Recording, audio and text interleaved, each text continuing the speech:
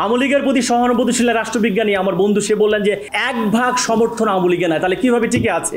আলথুজার নামে একজন ফরাসি দার্শনিক তিনি বললেন সরকারগুলো টিকে থাকে 2 ভাবে। একটার নাম হচ্ছে আরএসএ। আরএসএ মানে হচ্ছে রিপ্রেসিভ স্টেট অ্যাপারেটাস, রাষ্ট্রের বল প্রয়োগের শক্তি, যেমন সেনাবাহিনী, যেমন পুলিশ, আনসার, র্যাব, এগুলো হচ্ছে আরএসএ, রিপ্রেসিভ স্টেট অ্যাপারেটাস। আরেকটা হচ্ছে আইএসএ, ইডিওলজিক্যাল স্টেট অ্যাপারেটাস। যারা ক্ষমতাসীন সরকার তাদের পক্ষে সাংবাদিক, বুদ্ধিজীবী যারা কথা বলেন বিভিন্ন ক্লাব, তার মধ্য দিয়ে সরকারের মতাদর্শের পক্ষে একটা জনমত তৈরি করতে পারেন। তাই বলে এই যে সাংবাদিক, শিক্ষক, বুদ্ধিজীবী, আওয়ামী মতাদর্শে যারা ছিলেন আইএসএ, টোটালটাই ফেল করে গেছে। না হলে কেন 99% জনমত আপনার বিরুদ্ধে চলে গেল? শুধু আরএসএ দিয়ে পৃথিবীর কোনো সরকার কোনোদিন টিকতে পারে না। এবং আমরা যেটা বলতে চাই আওয়ামী লীগের বিএনপি দিয়ে না, আমরা একটা নতুন সংবিধান রচনা করতে চাই এবং এই নতুন শিক্ষার্থী, নতুন ছাত্র আন্দোলন দিয়ে, নতুন রাজনৈতিক আন্দোলনের মধ্য দিয়ে মুক্তিযুদ্ধদের সত্যিকারের চেতনা সেইটি আমরা আবারও আমাদের বুকে রক্ত দিয়ে লিখতে চাই।